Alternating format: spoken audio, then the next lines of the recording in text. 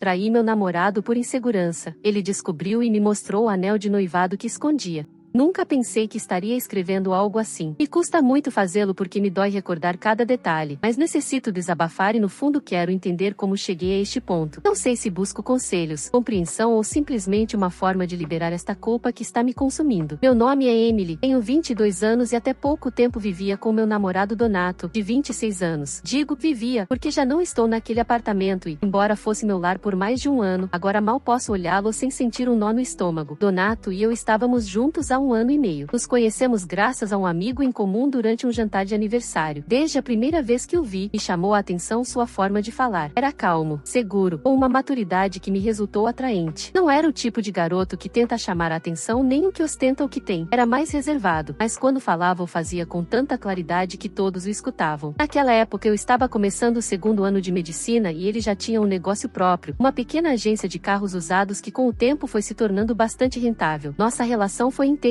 desde o princípio. Ele me tratava com uma amabilidade que poucas vezes havia visto. Sempre me fazia sentir cuidada, segura. Quando começamos a viver juntos, foi ideia dele. Me disse que assim poderia me concentrar melhor em meus estudos e não me preocupasse com nada mais. Ele pagava o aluguel, os serviços, a comida, inclusive a mensalidade da universidade. Eu no princípio me sentia desconfortável porque não me agradava depender tanto de alguém, mas ele insistiu em que o fazia com prazer e via futuro em nós e que minha carreira era importante. Durante muito tempo me sentia afortunada. Donato era tudo o que havia sonhado. Trabalhador, inteligente, responsável, alguém que não saía para festas, que não mentia e que sempre tinha tempo para me escutar. Mas suponho que, como em todas as relações, começaram a aparecer pequenas rachaduras, a rotina, as ausências, os silêncios. Ele costumava passar longas horas fora de casa. No princípio era normal, seu trabalho o requeria, mas com o tempo comecei a notar certos comportamentos que me inquietavam. Às vezes saía para a varanda para atender chamadas ou se afastava um pouco quando falava ao telefone. Não era algo constante, mas o suficiente para despertar minha desconfiança. Eu tentava não pensar mal, mas havia algo em seu tom de voz, nessa forma em que baixava o olhar quando lhe perguntava com quem falava, e me fazia sentir insegura. Uma noite, há umas semanas, me disse que devia viajar a trabalho. Seriam apenas 3 dias, e explicou. Me prometeu que voltaria antes do fim de semana. Acreditei nele porque seu negócio às vezes requeria visitar outras cidades para fechar negócios ou revisar carros que planejava comprar. No entanto, antes de partir, notei que falava muito com um de seus funcionários por mensagens. O vi sorrindo diante da tela, escrevendo e apagando como se cuidasse cada palavra. Quando me aproximei para perguntar algo, virou o telefone para baixo. Não disse nada, mas senti. Algo dentro de mim me dizia que algo não estava bem. Esses 3 dias foram uma tortura. Não podia me concentrar em nada. Cada vez que via que não me respondia às mensagens de imediato, minha mente se enchia de imagens. Imaginava que estava com outra mulher, que ria com ela, que a levava para jantar ou que dormiam juntos. E repetia a mim mesma que estava exagerando, mas também recordava as vezes que havia escutado histórias parecidas de minhas amigas, e todas começavam igual, com pequenos sinais, com comportamentos sutis que logo resultavam ser advertências que eu decidi ignorar. Quando Donato voltou, o notei diferente. Estava mais calado do que o normal, mas parecia contente. Me abraçou assim que me viu, e trouxe uma caixa de chocolates e um chaveiro em forma de coração. Me disse que havia pensado em mim durante toda a viagem. Eu sorri, mas dentro de mim só crescia a suspeita. Notei que seu telefone vibrava e ele o guardou em seguida no bolso. Esse gesto tão simples me partiu. Esperei um par de horas até que ele entrou para tomar banho e peguei seu telefone. Sei que não está certo e sei que foi uma invasão à sua privacidade, mas necessitava saber. Desbloqueei com sua impressão digital, porque ele sempre havia confiado em mim o suficiente para registrá-la, e comecei a revisar as mensagens. Não encontrei nada fora do lugar, apenas conversas com funcionários, clientes e sua mãe. Mas então vi que tinha um chat fixado sem nome, apenas com um emoji de coração. Entrei e, para minha surpresa, estava vazio. Não havia mensagens, nenhuma sequer. Isso me pareceu ainda mais suspeito. Quando saiu do banho, o confrontei, mostrei o chat e perguntei quem era. Me disse que era uma surpresa, que não podia me contar ainda, mas que logo saberia. Insisti, me irritei, gritei que não me tratasse como uma tonta, que não queria escutar desculpas. Ele tentou me acalmar, mas eu já estava fora de mim. Me doía pensar que talvez tudo o que havíamos construído estivesse prestes a desmoronar. Disse coisas que não devia. O insultei, reclamei por todo todo o apoio econômico, como se isso fosse algo ruim. Ele guardou silêncio a maior parte do tempo. Me olhava com uma mistura de tristeza e paciência e, ao final, apenas me disse: Emily, se você também não confia em mim, não sei o que mais posso fazer. Mas juro que não te enganei. Amanhã verás o que realmente era essa surpresa. Eu respondi que já não me interessavam suas mentiras e saí do apartamento. Ele me seguiu até a porta e me pediu que não fosse, e pelo menos o esperasse na manhã seguinte. Mas eu não quis escutá-lo. Disse que tinha plantão no hospital e que necessitava ir. Ele tentou me explicar algo, mas fechei a porta antes que pudesse terminar. Durante todo o caminho ao hospital ia com a cabeça cheia de pensamentos. Não podia me concentrar em dirigir nem no que tinha que fazer. O único que repetia em minha mente era: me mentiu, me ocultou algo. Seguro era outra mulher. Ao chegar, me encontrei com minha companheira de turno, Luna. Ela sempre foi muito direta, às vezes demais. Quando contei o que havia acontecido, escutou em silêncio uns minutos e logo me disse algo que naquele momento pareceu lógico, mas agora me dou conta de que só alimentou minha raiva. Emily, todos os homens são iguais, me disse. Não se desgaste tentando justificá-lo. Se ele se escondia é por algo. Ninguém faz isso se não tem nada a ocultar. Tentei defendê-lo, dizer que Donato não era assim. Ele sempre havia sido honesto, mas enquanto dizia, me dava conta de que já não estava segura. Luna seguiu me falando, contando experiências suas, de amigas suas que haviam passado pelo mesmo. Eu só escutava, cada vez mais irritada. Meu turno era longo, 12 horas, e entre os descansos e os atendimentos aos pacientes, seguia dando voltas no mesmo assunto. Em um momento da madrugada, quando o cansaço e a raiva se misturavam, Luna me disse algo que me golpeou. Deveria deixar de chorar por alguém que seguro está com outra. Sabe o que eu faria? Me divertiria um pouco para que veja que não o necessito. E no princípio, tomei como uma brincadeira, mas a ideia ficou dando voltas na minha cabeça. Não porque quisesse me vingar, mas porque naquele instante senti que já não tinha nada a perder. Me doía pensar que havia sido tão tonta, que havia me entregado por completo a alguém que, na minha mente, estava me traindo. Pessoal, a história está ficando cada vez mais tensa. Vocês conseguem imaginar o que vai acontecer? Se você está gostando, deixa aquele like e se inscreve no canal. E me conta nos comentários. Você acha que ela deveria ter confiado nele? Essa noite, durante um descanso, um residente novo do hospital se aproximou para falar comigo. Se chamava Matias. Era amável, carismático e notou que eu não estava bem. Me ofereceu um café, me fez rir um pouco e, durante uns minutos, consegui me esquecer de Donato. Mas logo, quando regressei à sala de descanso, meu telefone vibrou. Era uma mensagem dele. Te amo e te prometo que amanhã entenderás tudo. Por favor, não siga irritada. Não respondi. Olhei durante vários segundos, mas o orgulho pôde mais. Me senti ofendida de que seguisse com sua surpresa e não me dissesse a verdade. Luna estava comigo naquele momento e viu a mensagem. Vê, disse com um sorriso zombeteiro. Seguro está tentando te acalmar enquanto está com a outra. Não caia. Suas palavras me fizeram mais dano do que imaginei. Senti uma pontada no peito, uma mistura de raiva, tristeza e orgulho ferido. Naquela noite o hospital estava tranquilo. Não havia muitos pacientes, o que era raro para um turno de madrugada. Às 3 da manhã, o ambiente era quase silencioso, com apenas o zumbido das máquinas e o som distante dos passos no corredor. Fui à sala de descanso para tomar um café e me desanuviar um pouco. Me sentia esgotada emocionalmente, mas não podia dormir. Enquanto estava sentada revisando sem vontade alguns apontamentos, a tia se aproximou. Era um novo residente de uns 24 anos, de sorriso amável e olhar curioso. Havíamos falado um par de vezes, mas nada além do profissional. Essa noite, no entanto, notou algo diferente em mim. Está bem? Me perguntou enquanto se servia um café. Sim, só cansada, respondi sem olhá-lo muito. Não parece, insistiu com um tom suave. Tem os olhos vermelhos. Não soube o que dizer. Fiquei em silêncio uns segundos e, sem querer, meus pensamentos regressaram a Donato. As imagens na minha cabeça, as chamadas suspeitas, as mensagens, tudo. Não aguentei mais. Sem pensar, soltei uma frase que me saiu da alma. Porque todos os homens mentem e são infiéis. Matias me olhou surpreso, sem entender completamente. Do que fala? Perguntou com um sorriso nervoso. E ali se rompeu algo dentro de mim. Contei tudo. Falei de Donato, da viagem, do chat com o emoji de coração, de como se comportava estranho, de como eu sentia que algo andava mal. Enquanto falava, comecei a chorar. Não era um choro forte, mas um silencioso, desses que saem quando já não se pode conter mais o peso das emoções. Matias deixou sua xícara e se aproximou. Me passou um lenço e logo, quase sem dizer nada, me abraçou. Foi um gesto simples, mas naquele momento me pareceu tão reconfortante que não o rejeitei. Me disse em voz baixa: se eu estivesse com uma mulher tão linda e inteligente como você, jamais a enganaria. Não sei porquê, mas suas palavras me atravessaram. Não era só o elogio, mas a forma em que as disse, com uma voz tranquila e segura, como se realmente acreditasse. Fiquei olhando para ele e senti algo estranho, uma mistura de dor, raiva, confusão e uma necessidade absurda de me sentir valorizada. Então, sem pensar demais, perguntei: jamais teve uma aventura em um hospital? Sabe, algo para se desesperar? desestressar um pouco? Matias ficou calado uns segundos, surpreso pela minha pergunta. Olhei direto em seus olhos e, sem saber porquê, levei minha mão à sua perna, acariciando-a suavemente. Não pensei, simplesmente fiz. Era como se toda a raiva e a frustração buscassem uma saída imediata, como se quisesse me provar que também podia ferir. Ele sorriu com certa incredulidade e respondeu: pois jamais o fiz, mas creio que isso vai mudar. Me olhou fixamente e se aproximou um pouco mais. Me beijou e, embora no princípio duvidei, terminei correspondendo. Sentia meu coração acelerado, minha mente gritando para que me detivesse, mas meu corpo não obedecia. Era como se a raiva me impulsionasse. Naquele momento não pensei nas consequências, nem em Donato, nem em nada. Só queria deixar de me sentir fraca, traída, humilhada. Matias me tomou da mão e me levou até a UTI. Aquela hora estava vazia, sem pacientes nem pessoal. Era um lugar afastado, silencioso, com as luzes tênues acesas. E ali, entre o som distante dos monitores e o cheiro de desinfetante, aconteceu. Enquanto ocorria, uma parte de mim queria chorar. Não só pelo que estava fazendo, mas porque sabia que nada disso ia aliviar a dor que levava dentro. Quando tudo terminou, fiquei uns segundos olhando o teto, sentindo uma mistura insuportável de culpa e vergonha. Matias tentou falar, mas eu só me levantei, arrumei o uniforme e saí sem dizer uma palavra. Nunca em minha vida havia me sentido tão vazia. Não só havia traído Donato, mas também meus princípios, minha ética profissional e tudo o que acreditava ser. Me sentia suja, fraca, confusa. Mas ao mesmo tempo, uma parte obscura dentro de mim pensava que agora estávamos quites, e se ele me havia enganado, eu também tinha direito a fazê-lo. Era uma justificativa absurda, sei, mas nessa noite me aferrei a ela para não me romper por completo. Às 8 da manhã terminou meu turno. Fui direto para casa. Donato ainda não havia despertado quando cheguei, assim que entrei no chuveiro tentando apagar o que havia feito, embora soubesse que não se podia limpar algo assim. Me deitei e dormi quase de imediato, esgotada pela noite, pela culpa, por tudo. Despertei às 3 da tarde com o som da porta. Donato havia voltado. Entrou no quarto e, para minha surpresa, se aproximou com um sorriso. Me abraçou com força e me beijou na testa. Vamos, me disse com uma emoção que não havia escutado em sua voz em dias. A verdade é que tinha uma surpresa para você. Vamos viajar a Paris nestas férias. Se afastou um pouco e me mostrou as passagens. Fiquei congelada. As datas de compra eram de 3 dias atrás, justo quando ele havia feito essa viagem de trabalho. Naquele momento tudo encaixou. O chat com o emoji de coração não era de outra mulher, era da agência ou de alguém que o estava ajudando a preparar a surpresa. Senti um vazio no estômago. Tudo o que havia imaginado, toda a raiva, todas as conclusões a que cheguei, tudo era falso. Havia o acusado injustamente. Havia o traído sem razão. Por que tanto segredo? Perguntei com a voz trêmula. Ele sorriu, ainda com aquela ilusão no olhar, e respondeu: porque há uma surpresa maior na viagem. Mas isso ia te contar lá. Fiquei olhando para ele tentando não desmoronar. Queria dizer a verdade, confessar o que havia feito, mas não pude. A culpa me paralisou. Só assenti e fingi um sorriso. Então, como se o destino quisesse me castigar naquele mesmo instante, meu telefone vibrou sobre a mesa. Peguei sem pensar e a tela mostrou uma notificação. Era uma mensagem de Matias. E se repita o da guarda hoje também, o quê? Donato viu. Sua expressão mudou de imediato. O que é isso? Perguntou com voz séria. Nada. Não é o que pensa. Tentei dizer. A que se refere? Insistiu. Tentei bloquear a tela, mas ele me tirou o telefone, desbloqueou e abriu a conversa. Não só estava a mensagem, havia também uma foto. Não necessito descrevê-la em detalhe, mas era suficiente para deixá-lo sem palavras. Era Matias em uma imagem completamente inapropriada. Donato ficou quieto uns segundos olhando e logo me olhou. Seu rosto passou do assombro ao horror e finalmente à raiva absoluta. Se levantou bruscamente e gritou: vai embora. Acabou de arruinar tudo. Saia da minha casa. Tentei me explicar chorando, tremendo, suplicando que me escutasse. Donato, por favor, foi um erro. Eu pensei que você